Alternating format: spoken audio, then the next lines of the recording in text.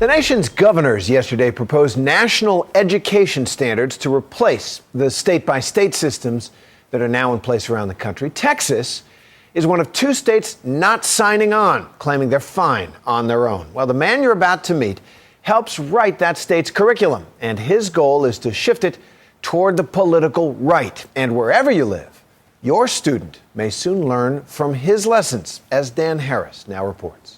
You're doing awesome, Doug. This is tough.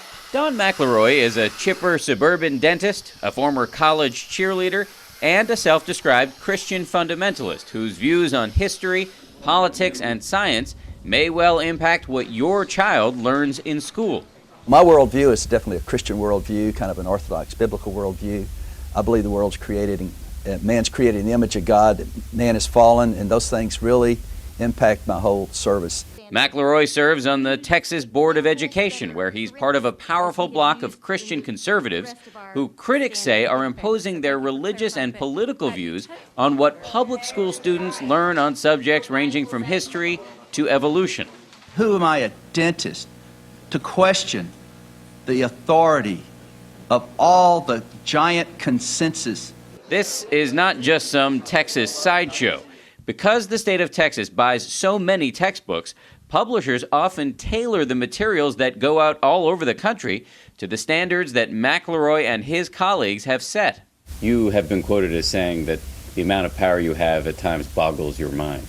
Well, I did say that. I wished I hadn't said that, but I did say that because it is pretty influential. For the first time. Right now, the board is working on the social studies guidelines, and here are some examples of things the conservative bloc has pushed through. They've required that textbooks mention pillars of the conservative movement like the moral majority, the National Rifle Association, and the Contract with America. God bless America. With no liberal counterbalance. They've insisted that the words of Jefferson Davis, president of the Confederacy during the Civil War, be considered alongside those of Abraham Lincoln. And they have inserted language suggesting that the actions of the infamous anti-communist Senator Joseph McCarthy were justified. McElroy at one point scrawled a note saying recent scholarship showed that McCarthy had been vindicated. Now, I called a McCarthy scholar the other day who said that's just simply not true. Okay. Well, when I wrote that, it was at the last minute. While McElroy is backing away from that one, he is unapologetic about correcting what he sees as a liberal bias in American textbooks. To me, it's just providing accurate history, and my observation is the left doesn't even know they have biased it because they just think that's what it is. All we've done in Texas by adding in Newt Gingrich, the conservative movement, is the fact that, and the resurgence right there with Ronald Reagan, all we are doing is reflecting what's actually happened in the country. Audience, that helps us. But critics say that McElroy and the conservative Christian bloc have consistently overreached.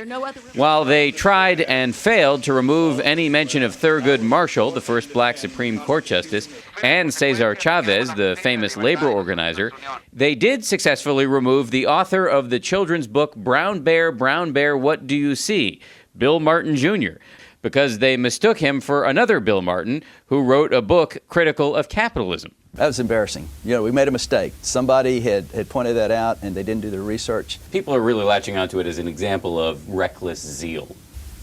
Well, it was embarrassing. Where things get really heated, though, is on issues like equal rights. So don't tell me, okay, I'm going to stop. I'm getting out of control. I'm sorry. McElroy angered many people when he said this. For instance, the women's right to vote. The women didn't vote on it. The men did. The men passed it for the women. Eventually, the Civil Rights Act, it took a majority vote. In other words, the minorities were not able to do it by themselves. It took a majority it took the majority to do it for the minority. Does that diminish the role of minorities who suffered, went to prison, were beaten, and even killed to get the Civil Rights Act passed? Well, I certainly wouldn't want to diminish all the roles that everybody else did. It's just stating stating a fact that it's not really stated, that in our form of government, it was the men that gave the women the right to vote. Another hot area, the conservative bloc's current push to emphasize the Christian faith of America's founding fathers. What do you say to people who say that you are in essence, imposing your political and religious views on school children. We're a political body. We have to make political decisions. As far as imposing, I was elected. I told people what I believed in and what motivated me, and so my goal as an elected official is, is to speak up and do that. McElroy will not be on the board for long. He was just voted out of office, but he does have his seat for the rest of this year. Will that change the way you operate? Will you soften up in any way? Oh, I can't see softening. I can't see changing anything. We'll just, I'll Full take steam my ahead. votes. Full steam ahead. Yes, sir. And what you do between now and when you leave office is going to have a long-term impact. That's fine. Yes, sir. I'd like to call for a show of hands. All those in By the time favor of McElroy the leaves motion office, before the us social as studies a standards will be in monotheism, place Judaism, and Christianity impacting textbooks standards all over are America raising your for the hand. next 10 years. For Nightline, this is Dan Harris in Austin, Texas.